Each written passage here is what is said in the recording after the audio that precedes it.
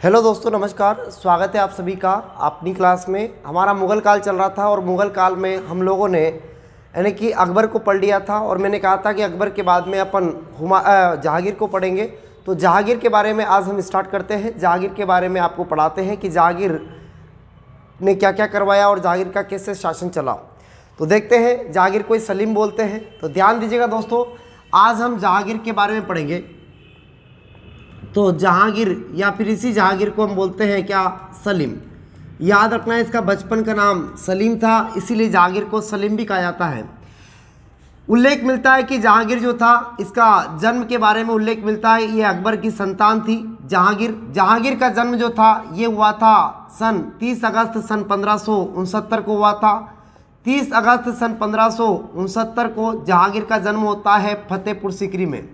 ध्यान देना, जब अकबर के बच्चे नहीं हो रहे थे तो अकबर काफ़ी भटका और जोधाबाई को लेकर गया कहाँ, उनके गुरु फतेहपुर सीकरी में गया, सलीम चिश्ती के यहाँ पर, शेख सलीम चिश्ती के यहाँ। और जाकर बोला अकबर ने कि हमारे गुरुजी बच्चे ही नहीं हो रहे, टाबर ही नहीं हो रहे।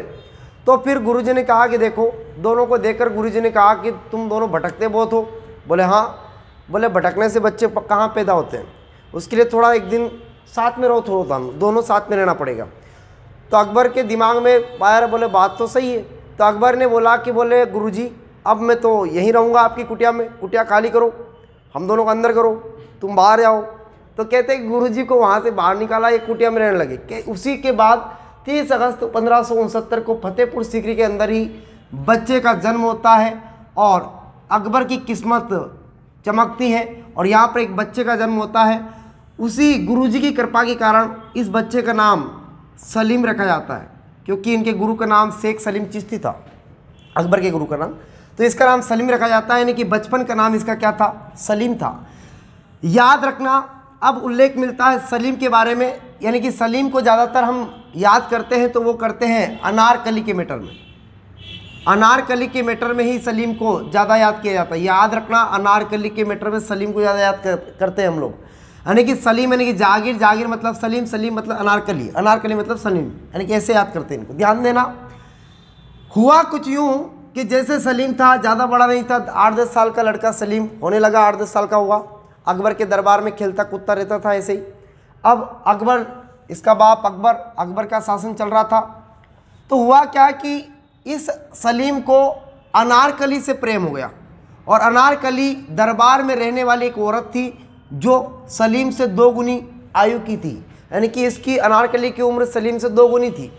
मतलब सलीम अगर 10 साल का है तो अनारकली 20 साल की, अगर सलीम 20 साल का तो अनारकली 40 साल की। मतलब 2 गुनी औरत थी ये उम्र में और उससे प्रेम हो जाता सलीम को। सलीम तो दिन भर इसी के साथ रहता था, सलीम तो इसके साथ खेलता कूदता था, गाने गाता था, भाई इसके साथ रहता था। मतलब कहने का मतलब है कि इसके साथ रहता था, दोनों आपस में साथ में रहते थे। तो अकबर को इस बात से परेशानी थी। परेशानी इस बात से थी कि अकबर को बार बार, मान लो उसकी ज़रूरत तो पड़ती है, अकबर बार बार आवाज़ देता था सलीम किधर गया, सलीम किधर गया। तो सलीम तो भाई साहब मिले ही नहीं। तो अकबर सैनिक भेजता था कि बुला के लाओ सलीम को। तो सलीम को बुलाने लगी जाते थे, ढूंढते थे तो मिलते ही नहीं था सलीम। तो सबको पता चल गया था धीरे धीरे कि अनारकली के साथ में रहता है। और जिससे भी सलीम के बारे में पूछा जाता था कि ये सलीम देखा क्या, तो वो पूछते थे सलीम को ढूंढ रहे। बोले हाँ। बोले अनारकली को ढूंढो, जहाँ अनारकली वहीं सलीम। तो कहने का मतलब है कि अकबर बार बार सलीम को आवाज़ देता था, सलीम अनारकली के पीछे रहता था और फिर ढूंढ के लाते थे, फिर सलीम आता था। तो अकबर ने सोचा रहा, बोले ये अनारकली बड़ा डिस्टर्ब करती है। तो एक दिन अनारकली को अकबर ने अपने दरबार में बुलाया और दरबार में बुलाकर अनारकली को अच्छे से अपमानित किया। कहा कि बोले दरबार छोड़ के निकल जा, नहीं तो मेरा घर बर्बाद कर देगी। हालांकि अकबर ने इसको ऐसा नहीं कि समझाया नहीं, पहले सलीम को समझाया। सलीम को समझाकर अकबर ने कहा कि देख बेटा, मान जा, इन कामों में कोई फ़ायदा नहीं है, अगर ये काम तू करता है तो बर्बाद हो जाएगा। सलीम को बहुत समझाया। सलीम को भी पता था, रे बोला बापू भी कम नहीं था, क्योंकि बापू ने भी उधर पेटीकोट में रहा 60 से 62 तक। अकबर ने स्वयं कहा कि ये काम मैंने भी करके देखे हैं पर कोई फ़ायदा नहीं है, मैं भी पेटीकोट में रहा था 60 से 62 तक, पेटीकोट का शासन किया अकबर ने। तो सलीम ने कहा कि अच्छा बापू, खुद तो करे तो अच्छी बात है और हम करे तो बुरी बात। अच्छा, खुद तो करके पछता रहा और मैं बिना किए पछताऊँ, ये कौन सी बात। अगर पछताना ही है तो करके पछताएंगे तो सलीम ने नहीं माना और अनारकली के पीछे रहता था सलीम। तो कहते हैं कि एक बार अकबर ने इलाज किया अनारकली का और अनारकली को दरबार में बुलाकर अनारकली को अपमानित किया। अपमानित को सहन नहीं कर पाई और अनारकली दरबार छोड़ के चली जाती कहाँ पर, फारस में। और फारस में जाकर अनारकली कुएं में कूदकर आत्महत्या कर लेती है। और इस प्रकार अनारकली सलीम की गली छोड़ छाड़ कर डिस्को चली गई थी यहाँ से, यानी कि अनारकली फारस में जाकर कुएं में कूद जाती है और बेचारे जहांगीर को बड़ा दुख होता है। और याद रखना बाद में सन 1615 में यही जहांगीर इस सलीम के लिए अनारकली के लिए मकबरा बनवाता है। याद रखना, मकबरा बनवाता है अनारकली के लिए ये सलीम बाद में 1615 में। आगे कहानी ध्यान देना दोस्तों, आगे क्या होता है। यहाँ तक कि तो कहानी आप सबको पता है कि अनारकली और सलीम की गली छोड़ छाड़ कर डिस्को चली। अब आगे देखो, आगे कहानी सुनना। ये तो हो गया अनारकली और सलीम की प्रेम कहानी के बारे में। अब मैं आगे बात करता हूँ। जहांगीर जो था, कहते हैं कि अकबर के, वैसे तो आप सबको पता है अकबर जो था उसके 3 पुत्र थे, जिसमें सबसे बड़ा दानियाल था, इनका भी उल्लेख मिलता है दानियाल, दूसरा मुराद था और तीसरा ये छोटा वाला था जहांगीर। कहते हैं कि याद रखना ये दोनों तो बचपन में युवावस्था में अत्यधिक शराब पीने के कारण मर गए थे। बस एक ही बचा था ये वाला, जो भी ऐसा निकला। अब ध्यान दो आगे, अकबर के 3 पुत्र थे। ऐसा प्रश्न कभी कभी मान लो आपके दिमाग में आए तो बता देता हूँ। दानियाल और मुराद जो थे वो बचपन में ही मर गए थे अत्यधिक शराब पीने के कारण। एक ही बचा था, कौन सा आपका, जहांगीर।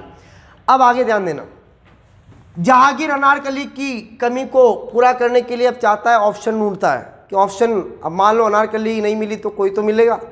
तो कहते हैं कि अनारकली का ऑप्शन चाहता है जहांगीर। और अनारकली के चक्कर में इसी जहांगीर ने बहुत सारी शादियां कर ली। इसने पहली शादी की थी मान भाई के साथ, जो कि मान भाई रानी थी। दूसरी शादी इसने की थी जोधा नहीं, मान भाई के साथ शादी की। उसके बाद में इसने रुखसाना बानो के साथ शादी की। फिर उसके बाद में इसने सलीमा बेगम के साथ शादी की थी। इस प्रकार से इसने बहुत सारी शादियां की थी। एक की थी इसने जोधा बेग के साथ, और एक की थी इसने, वो जोधा बाई अलग है, ये जोधा दे है, याद रखना है ना, जिसे हरका बाई भी कहा जाता है। इसके बाद में ध्यान देना, इसने शादी की थी रुखसाना बानो के साथ। रुखसाना बानो के साथ इसने फिर शादी की थी सलीमा बेगम के साथ। तो सलीमा बेगम के साथ भी इसने शादी की थी। इस प्रकार से इसने बहुत सारे, सलीमा बानो भी बोल सकते हैं आप, बेगम भी बोल सकते हैं, वैसे बानो थी ये, तो सलीमा बानो। कहते हैं कि इसने 4 शादियां, तो जो लेटेस्ट शादी की थी 4 प्रारंभिक शादियां, उन चारों में से इसके कुछ 4 पुत्र होते हैं। सॉरी, इसको जोधा देखो जगत गोसाई के नाम से जानते हैं, याद रखना थोड़ा सा, जगत गोसाई बोलते हैं इसको। इतिहास में जगत गोसाई, जो मुगल काल में जगत गोसाई के नाम से फेमस हुई थी ये, वो जोधाबाई अलग है, याद रखना थोड़ा सा, जो कि अकबर की पत्नी बनेगी, वो आमेर की रानी। और ये जोधादे है जो कि जोधपुर की रानी है, यानी राजपूत थी ये। तो याद रखिए आप लोग, मान भाई हो गया, जोधादे हो गया, इसको जगत गोसाई बोलते हैं, रुखसाना बानो, सलीम। अब इन चारों से 4 पुत्र होते हैं जहांगीर के।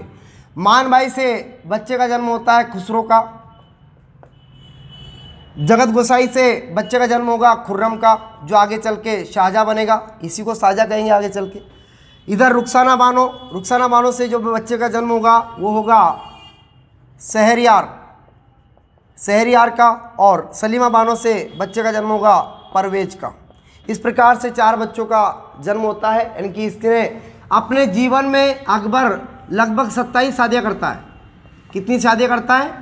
27 शादियाँ करता है। लेकिन प्रारंभिक जो शादियाँ इसकी, जिसमें इनके बच्चे थे, जो कि मेन बच्चे थे इनके, तो वो थोड़ा सा आपको याद रखना है। ये क्रम भी आपको याद रखना है, एग्जाम में पूछा जा सकता है।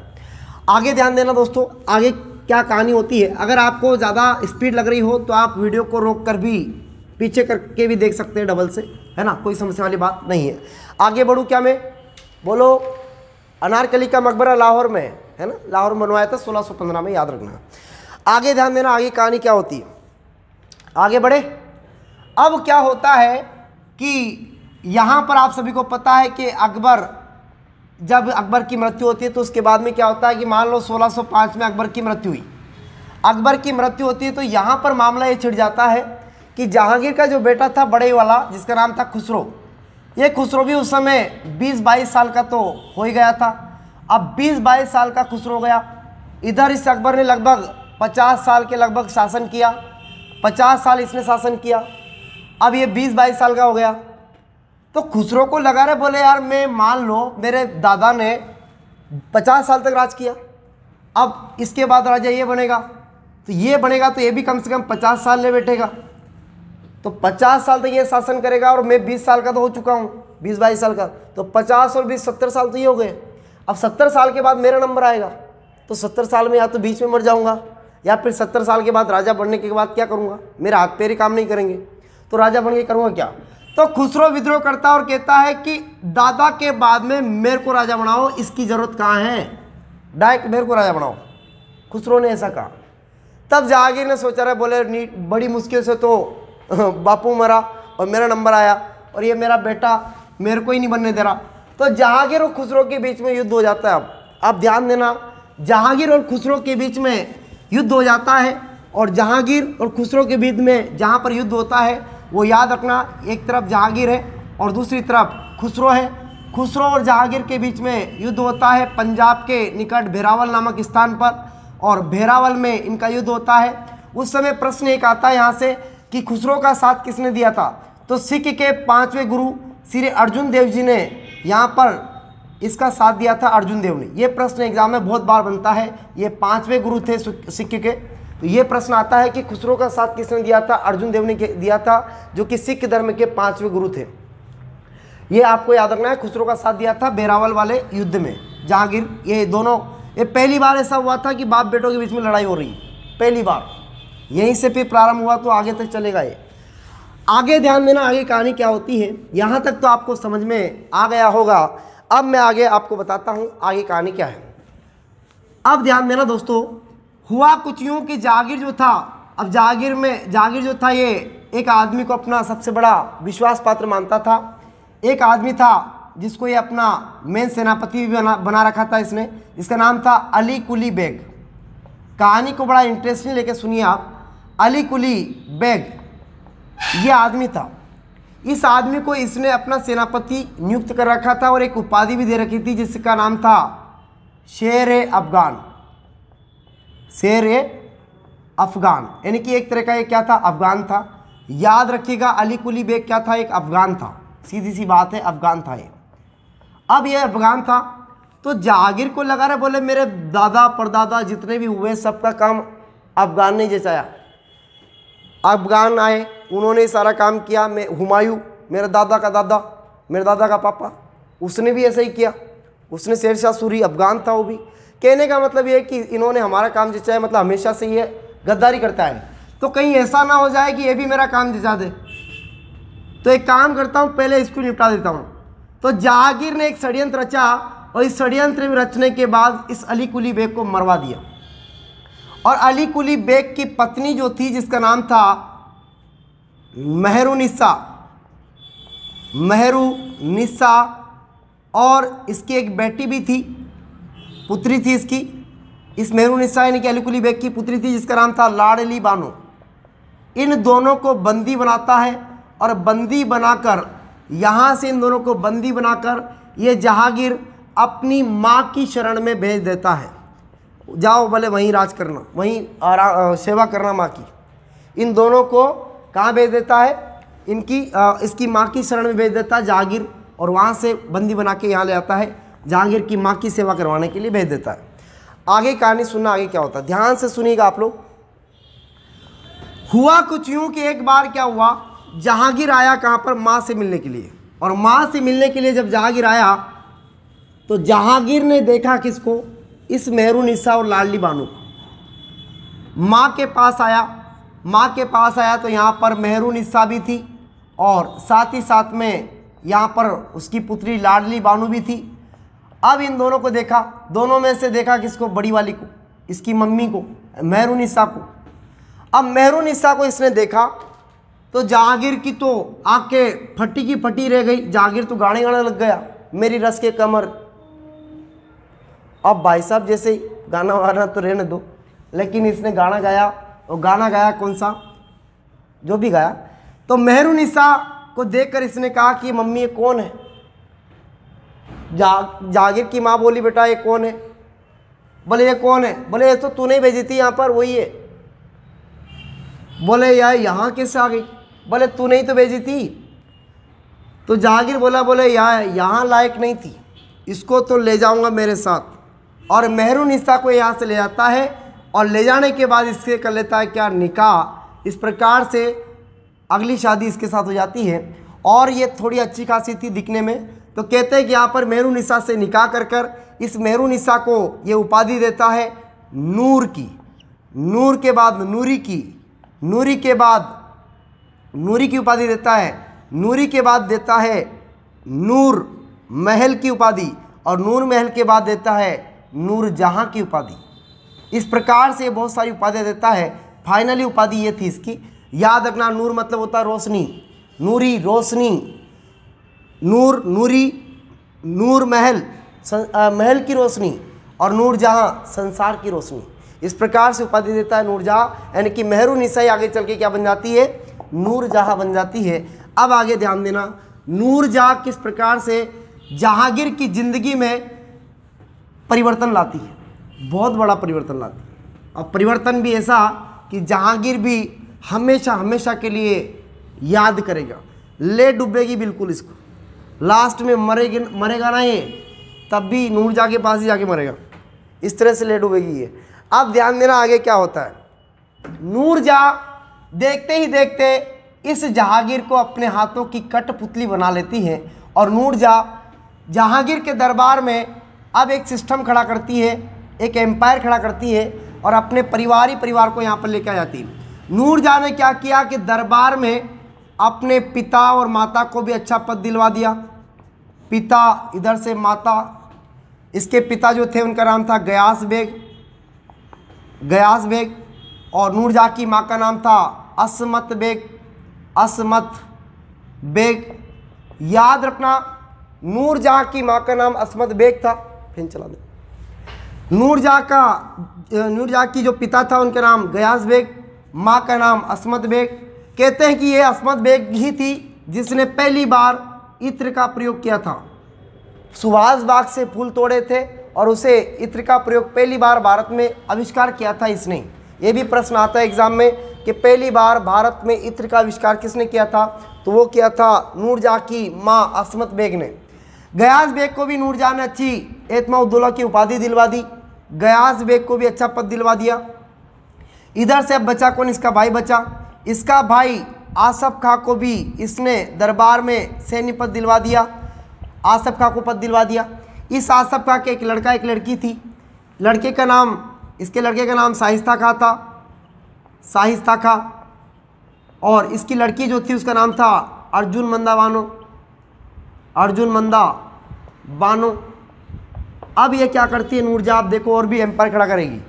ये नूरजहाँ की बेटी का तो आप सबको पता है, नाम क्या था, लाडली बानो, सबको पता है। तो लाडली बानो नाम था इसका। अब क्या करती देखो आप, नूरजहाँ के मैंने आपको पुत्र बताए थे, एक का नाम शेरयार था, शेरयार। और योग्य वाला था एक कौन सा, योग्य जो था उसका नाम था खुर्रम। याद रखना खुर्रम। खुसरो को तो याद रखना बंदी बना लिया था उस बेरावल के युद्ध में। पंजाब के बेरावल नामक स्थान पर जो युद्ध हुआ था उसमें खुसरो को बंदी बनाकर बाद में ये खुर्रम ही उसको मार देता है।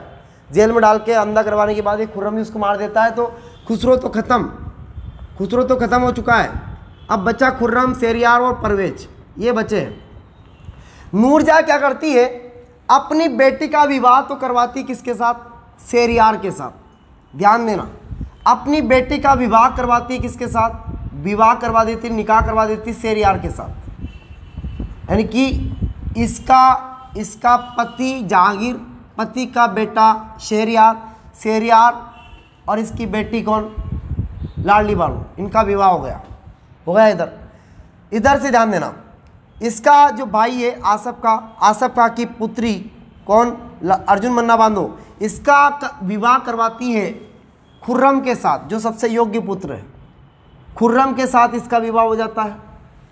इसके बाद में शाइस्ता खां जो था, इसका अच्छा खासा दरबार में सैन्य पद दिलवाती है इसको। अब भाई साहब देखो, इसने सारा बड़ा एम्पायर खड़ा कर लिया। नूरजहाँ की बेटी का विवाह, लाडली बानो का विवाह जहांगीर के अच्छे खासे 30 नंबर के पुत्र जो योग्य था शहरयार, उसके साथ विवाह करवा दिया। इधर से भाई जो था आसफ का, उसको पद दिलवा दिया। उसकी बेटी अर्जुमंदा बानो का विवाह खुर्रम के साथ करवा दिया। इधर से शाइस्ता खां को अच्छा पद दिलवा दिया। इधर अपनी बेटी का विवाह शहरयार के साथ हो ही गया। इधर अस्तमत बेग को पद दरबार में पद दिलवा दिया। इधर नूरजहाँ ने गयास बेग को एतमा उद्दौला की उपाधि दिलवा दी, एतमा उद्दौला की उपाधि दिलवा दी। इसका मतलब ये हुआ कि इस नूरजहाँ ने एक तरह से अपने परिवार को सेट कर दिया। बेचारे जहांगीर को तो पूछते भी नहीं थे लोग कि जहांगीर तू क्या है रे। मतलब ये बात जो इसने किया ना, इसी को बोलते थे नूरजहाँ का जुमटा। याद रखना, ये नूरजहाँ का जुमटा है। नूरजहाँ का जुमटा बोलते थे इसको, जुमटा। ये नूरजहाँ का जुमटा। इस तरह से जहांगीर बड़ा परेशान हुआ। अब होता क्या था याद रखना, अब क्या हुआ, किस प्रकार से इस जुमटे में फूट पड़ती है, ये थोड़ा सा आपको देखना है, ध्यान देना। इस जुमटे में किस प्रकार से फूट पड़ती है और क्या कहानी होती है, अब ध्यान दीजिए आप लोग। उल्लेख मिलता है कि जो नूरजहाँ थी, ये कहीं ना कहीं इस जुमटे को बनाने में, ये सारा काम करने में किसी एक आदमी की मदद तो लेती होगी, ज़रूर लेती होगी, क्योंकि इतनी बड़ी योजना बनाना बड़ी बात होती है। किसकी शादी कहाँ फिक्स करनी है, बड़ी बात होती है। तो कहीं ना कहीं ये नूरजहाँ, मुझे लगता है कि कहीं ना कहीं ये किसी की हेल्प तो लेती होगी, लेती होगी, लेती हुई, लेती ज़रूर होगी। तो ये एक आदमी की हेल्प लेती थी नूरजहाँ। नूरजहाँ एक आदमी की हेल्प लेती थी, उस आदमी का नाम था महावत खां। इस महावत खां की हेल्प लेती थी। इस महावत खां की क्या लेती थी, हेल्प लेती थी।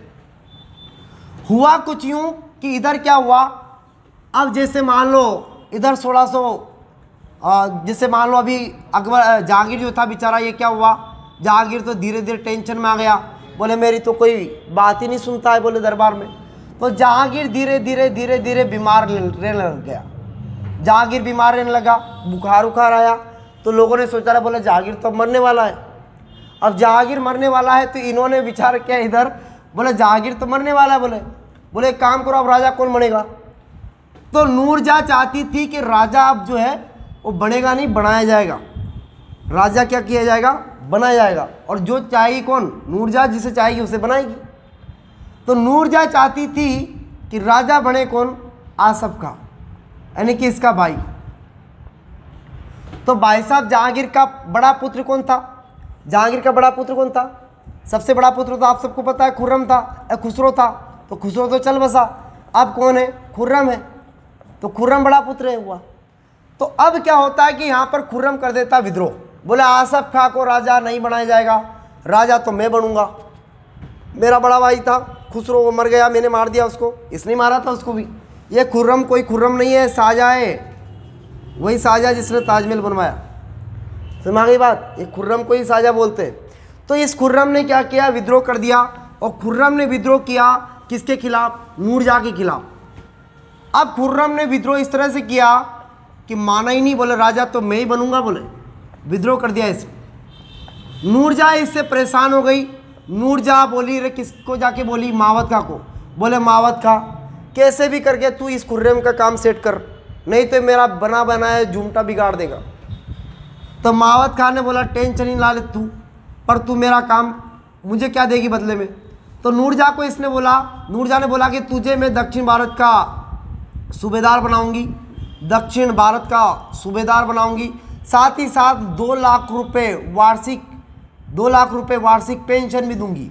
ये किसने कहा, नूरजहाँ ने कहा, वार्षिक पेंशन भी तेरे को मिलेगी। तो मावत खां ने बोला, बोला ठीक है, अब तो कोई दिक्कत ही नहीं है। अब ये मावत खां जाता है और पीछे पड़ जाता है किसके, खुर्रम के। और खुर्रम यहाँ से भागा, तो खुर्रम भाग के चला जाता है कहाँ पर, मेवाड़ में। और मेवाड़ में जाकर जब जाता है तो याद रखना, मेवाड़ में इस खुर्रम को शरण दी थी, वो दी थी महाराणा प्रताप के बेटे कुंवर अमर सिंह, अमर सिंह के भी बेटे कुंवर करण सिंह ने। याद रखना, महाराणा प्रताप का बेटा अमर सिंह था, अमर सिंह का बेटा करण सिंह था। तो कहते हैं कि मेवाड़ में राणा करण सिंह ने इनको शरण दी थी और करण सिंह ने खुर्रम को शरण दी। कहते हैं कि करण सिंह को खुर्रम ने जो है, करण सिंह ने खुर्रम को उदयपुर की पिछोला झील में के जगमंदिर में इन दोनों ने आपस में पगड़ी को भी एक दूसरे में बदलकर राजपूत और मुगल का भाईचारा दिखाया था। तो उदयपुर के पिछोला झील के जग मंदिर में दोनों ने मुलाकात की। वहाँ पर जग मंदिर में एक दूसरे ने पगड़ी भी बदली। तो जग मंदिर में इन दोनों की मुलाकात होती है और ये राजपूत और मुगल की पहली पगड़ी ट्रांसफ़र था, मतलब पगड़ी इधर उधर बदल ली थी उन्होंने और हिंदू भाईचारे का परिचय दिया था। तो याद रखना खुर्रम को शरण किसने दी थी, ये प्रश्न भी आता है एग्जाम में। ये राजस्थान आरएएस के अंदर जो एग्जाम होती है, जैसे आज पेपर था आरएएस का, है ना, तो कहते हैं कि उसमें ये प्रश्न आता है, ध्यान देना, ऐसे प्रश्न पूछे जाते हैं। चलिए यहाँ तक की कहानी क्लियर हुई सभी की। तो ये कहाँ चला जाता है, खुर्रम मेवाड़ चला जाता है और करण सिंह की शरण में चला जाता है। आगे की ध्यान देना कहानी क्या है, आगे अब क्या होता है, इस बात को आप थोड़ा सा ध्यान देना। अब क्या होता है कि जहांगीर बड़ा परेशान था। अब जहांगीर थोड़ा ठीक होने लगा। लोग इंतजार कर रहे थे कि जहांगीर मरेगा तो राजा बनेगा कोई, लेकिन जहांगीर तो मरा ही नहीं। अब जहांगीर को थोड़ा सा लग रहा था कि अब ठीक है, मामला खुर्रम ने मुद्दा उठा दिया है। तो जहांगीर बोला रे बोले, अब मैं सब समझ गया तुम्हारी राजनीति। नूरजहाँ तूने मेरा जहाँ बिगाड़ दिया। और जहांगीर आता है नूरजहाँ के पास और नूरजहाँ को बनाता है बंदी। नूरजहाँ को बंदी बनाता है, बंदी बनाकर यहाँ से इसको लाहौर टेक देता है और लाहौर जाकर एक जेल में जाके बंद कर देता है। लाहौर में बंद कर देता है और बंद करके बोलता है कि जा, मुझे नहीं चाहिए तेरे जैसी रोशनी, मैं तो इससे अच्छा तो मैं अंधेरे में रह लूँगा। नूरजहाँ को लाहौर में भेज देता है और इस प्रकार से आगे कहानी सुनना ध्यान से। आगे क्या होता है, उल्लेख मिलता है कि यहाँ पर अब जो खुर्रम था, बात की कहानी सुनना आप लोग। इसके अब आएंगे क्या, अब जहांगीर के हाथ से कंधार भी निकल गया था। यानी कि जहांगीर जो पहले कंधार वापस लौट गया था, अकबर ने जीत लिया था कंधार को, लेकिन वापस इसके हाथ में वापस क्या हो जाता है, कंधार वापस इसके हाथों से चला जाता है। ये थोड़ा सा आपको ध्यान रखना है। अब थोड़ी सी इसके बारे में थोड़ी सी बेसिक जानकारी भी आपको याद होना चाहिए। जहांगीर के बारे में उल्लेख मिलता है कि सन 1608 में इसी जहांगीर के शासनकाल में पहली बार कैप्टन हॉकिंग्स आया था और इस कैप्टन हॉकिंग्स ने पहली बार इससे जहांगीर से ही मुलाकात की थी। और इसके बाद में सर थॉमस रो भी आए थे और सर थॉमस रो ने भी मुलाकात की थी। ये मुलाकात अजमेर में हुई थी। ईस्ट इंडिया कंपनी के संबंध में ये मुलाकात हुई थी। ये थोड़ा सा ये भी याद रखना है, प्रश्न आता है कभी कभी एग्जाम के अंदर, पूछता आपसे कि बताइए किस मुगल शासक के साथ थॉमस रो की मुलाकात हुई थी।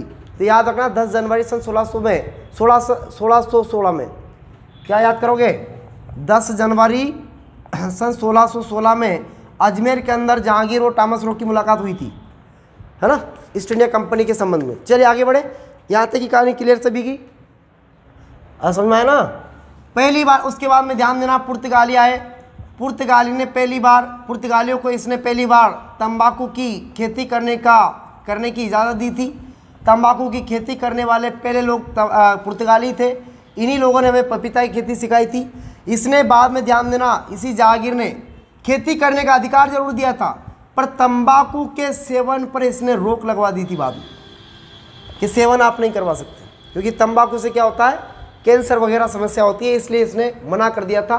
तंबाकू की खेती जरूर कर सकते हैं आप। तो ये पुर्तगालियों की देन थी। अब आगे ध्यान देना, जहांगीर के बारे में और भी बहुत सारी बातें हैं जो आपको याद रखना है। बाद में क्या होता है कि यहाँ पर जो खुर्रम था, इसी खुर्रम की बदौलत थी करण सिंह की वजह से खुर्रम के और जहांगीर के, करण सिंह के और जहांगीर के जो बीच में संबंध बनेगा, उसके बीच में खुर्रम था, क्योंकि खुर्रम और करण सिंह के बीच में मुलाकात हो गई थी। तो याद रखना, करण सिंह और खुर्रम की तो मुलाकात हो गई जगमंदिर में, इसी वजह से जहांगीर से भी अब मुलाकात होगी जल्दी, किसकी, करण सिंह की। ध्यान देना, इनके बीच में संधि भी हुई थी। तो कहते हैं कि वहाँ बाद में फिर करण सिंह कुछ शर्तें भी रखते हैं कि कभी भी राजपूत जो राणा रहेंगे वो कभी भी मुगल के दरबार में सेवाएं नहीं देंगे, है ना, और पगड़ी भी नहीं झुकाएंगे। ऐसी कुछ शर्तें रखी थी इन्होंने, संधि रखी थी। तो संधि के बारे में तो इतना ज़्यादा डीपली में आपसे नहीं पूछा जाएगा, तो इसमें कोई समस्या किसी को, है ना। मेवाड़ और मुगल के बीच में जो संधि हुई थी, उसमें राणा करण सिंह ने कुछ शर्तें रखी थी। शर्तें में 2 शर्तें थी कि कभी भी राणा जो रहेंगे, हमारे राजपूत राणा, वो कभी भी मुगल के दरबार में सेवा नहीं देंगे। दूसरी बात, पगड़ी झुकाएंगे नहीं, है ना। तो ये थी बातें, और बाकी कोई दिक्कत वाली बात ज़्यादा नहीं थी। चलो ठीक है, तो ये बातें थी। और आगे कहानी सुनना। अब इसके विद्रोह के बारे में 1-2 बातें और बची है। विद्रोह में क्या क्या बचा है देखो, ध्यान से सुनना आप लोग। उल्लेख मिलता है कि अब क्या होता है, आप सबको पता है कि विद्रोह तो पहला खुसरो के खिलाफ ही हुआ था, दूसरा विद्रोह हुआ था जैसे कि खुर्रम के खिलाफ विद्रोह हुआ था, आप सबको पता है। मावत खां को इस नूरजहाँ ने भेजा था और नूरजहाँ तो पहुंच गई कहाँ पर। अब मावत खां को तो यही पता है कि दक्षिण भारत में बैठा हूँ और मुझे तो वार्षिक 2 लाख रुपए की पेंशन आनी है। ये वादा कौन करती है? नूरजहाँ करती है। अब नूरजहाँ तो बची नहीं यहाँ पर, नूरजहाँ तो लाहौर में बैठ गई। अब यहाँ पर क्या होता है, ये क्या करता है, इंतज़ार करता है कभी तो पैसे आएंगे। तब मावत खां क्या करता है, कुछ दिन इंतजार के बाद ये मावत खां स्वयं को दक्षिण भारत का स्वतंत्र शासक घोषित कर देता है, स्वतंत्र शासक घोषित कर देता है मावत खां। और अब यहाँ पर आता है जहांगीर। जहांगीर वापस आता है यहाँ पर दक्षिण भारत में, किससे लड़ने? मावत खां से लड़ने, दक्षिण भारत को छीनने के लिए। और जैसे ही जहांगीर यहाँ पर आया, इस जहांगीर को इस मावत खां ने बंदी बना लिया। बोले आज तेरा ही तो इंतजार था मुझे। जहांगीर खां को यहाँ पर बंदी बना लेता है और बंदी बनाकर कहता है कि मेरे 2 लाख रुपए दे, और 2 लाख रुपए दे, साथ में ब्याज भी दे। आज तो तेरे से पैसे लेके छोड़ूंगा तेरे को। बोले जहांगीर बोला बेटे मैंने तेरे से वादा नहीं किया था, वादा तो नूरजहाँ ने किया था। बोले नूरजहाँ कहाँ है? बोले नूरजहाँ तो लाहौर में है। बोले वहाँ कैसे जाऊँ मैं? बोले कैसे भी जा, तू उससे ही मांग पैसे, मेरे से क्यों मांग रहा है? तो कहते हैं कि इनके बीच में बहस होती है। इस बात का पता चल जाता है जहांगीर के बेटे खुर्रम को, खुर्रम मतलब शाहजहाँ को। तो खुर्रम आता है यहाँ पर और खुर्रम आके अटैक करता है मावत खां पर, और मावत खां के इसके बीच में लड़ाई होती है। कहते हैं कि जहांगीर को ये खुर्रम बोलता है कि बापू तू निकल यहाँ से, तू पहुँच आगरा में लड़के आता हूँ इससे, और इसको पहुँचा देता है कहाँ? जहांगीर को आगरा। भाई साहब आगरा जाते जाते समय कहते हैं कि ये कहाँ जाता है? लाहौर तरफ जाता है। जहांगीर यानी कि सलीम आगरा जाते वक्त लाहौर के निकट सादरा नामक स्थान पर इसी आदमी की मृत्यु हो जाती है सन 1627 में। अब मेरे को एक बात समझ में नहीं आती है कि इस आदमी को जाना कहाँ था? आगरा। ये लाहौर काहे के लिए गया था? गया होगा नूरजहाँ से मिलने के लिए, क्योंकि नूरजहाँ कहाँ बैठी थी? लाहौर में। तो लास्ट में नूरजहाँ उसको लेकर ही डूबी, है ना।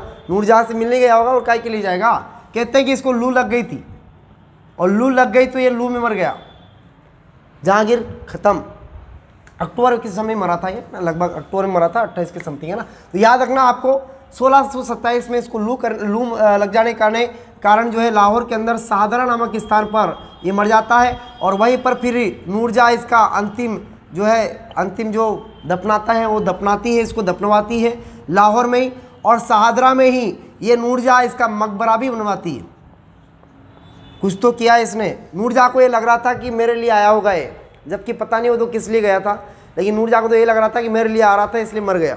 इसलिए उसने थोड़ा सा दरिया दिलगी जताते हुए उसने मकबरा बनवाया, उसको दफनवाया। ये कहानी हुई। और दोस्तों ये बातें थी जो आपको याद रखना है। अब इसके बारे में थोड़ी सी, जहांगीर के बारे में थोड़ी सी ध्यान देना, प्रशासनिक बातें जो आपको ध्यान देना है। ध्यान देना, जहांगीर बड़ा सहिष्णु आदमी भी था। जहांगीर के बारे में कुछ बातें हैं। जहांगीर बड़ा सहिष्णु भी था। जहांगीर ने कुछ काम ऐसे भी किए थे जो वाकई में तारीफ के काबिल हैं।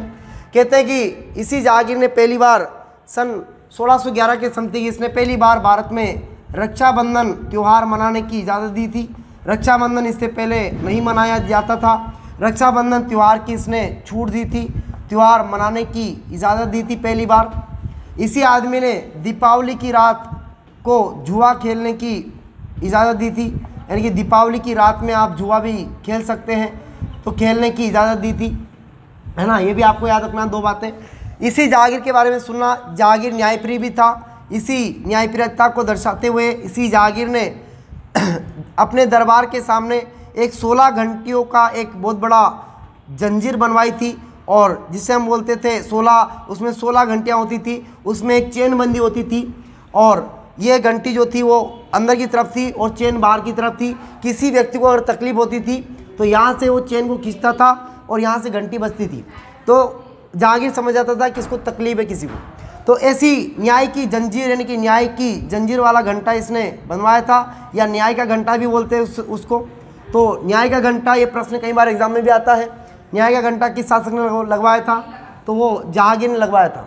समझ में आ गई बात? तो तो ये 60 घंटियों का ऐसा एक समूह वाला घंटा था जिसमें एक जंजीर बंदी होती थी और बाहर से व्यक्ति खींचता था और ये बजता था, जहांगीर उठ के बाहर आ जाता था, है ना। ऐसी व्यवस्था इसने की थी, न्यायप्रिय था, न्याय का घंटा भी इसने अपने दरबार में लगवाया था। ये सारी बातें हैं। चलो ठीक है, कोई समस्या वाली बात नहीं है। अगला शासक हम पढ़ेंगे खुर्रम को, है ना। कुछ बातें इसमें छूटी होगी तो मैं आपको शाहजहाँ वाले पार्ट में बता दूंगा, है ना। अगला हमारा शासक रहेगा कौन सा, शाहजहाँ, और शाहजहाँ का किस तरह से राज्याभिषेक होगा वो सारी बातें मैं आपको यहीं से बताऊँगा, ठीक है। क्योंकि ये वीडियो थोड़ा लंबा हो जाएगा, इसलिए मैं आपको शाहजहाँ वाले पार्ट में बता दूंगा कि किस तरह से द्वारक्ष को ये शाहजहाँ मारता है, दक्षिण भारत से वापस जाएगा, मावत खाक से लड़ते हुए वापस जाता है, तो फिर वहाँ पर दूसरा राजा बन जाता है। ये जाने में लेट कर देता, 3-4 महीने बाद जाता है, तो और इसको खबर ही नहीं रहती, जहांगीर तो मर गया बेचारा, इसको तो पता ही नहीं है, और वहाँ उधर दूसरे राजा बन जाएंगे। तो ये कहानी मैं आपको अगले वीडियो में बताऊँगा शाहजहाँ वाले पार्ट में, और जल्दी ही मैं कोशिश करूँगा कि शाहजहाँ वाले पार्ट को जल्दी मैं आपको आपके सामने लाऊँगा। और इस वीडियो को आप देखिए और कैसा क्या रहता है, आपको समझ में आता है कि नहीं आता, उसकी ज़रूर आप रिपोर्ट करें कमेंट बॉक्स के माध्यम से। और कैसा लगा आपको, तो अगर पसंद आए तो थोड़ा बहुत उसमें लिखे भी कि ऐसा लगा, कौन सी कमियां हैं, कौन सी बातें होनी चाहिए, वो सारी आप कमेंट के माध्यम से लिख सकते हैं। आपके कमेंट का हमें बेसब्री से इंतज़ार रहेगा, और चैनल को लाइक एवं सब्सक्राइब जरूर करें। जय हिंद साथियों, नमस्कार, राम राम।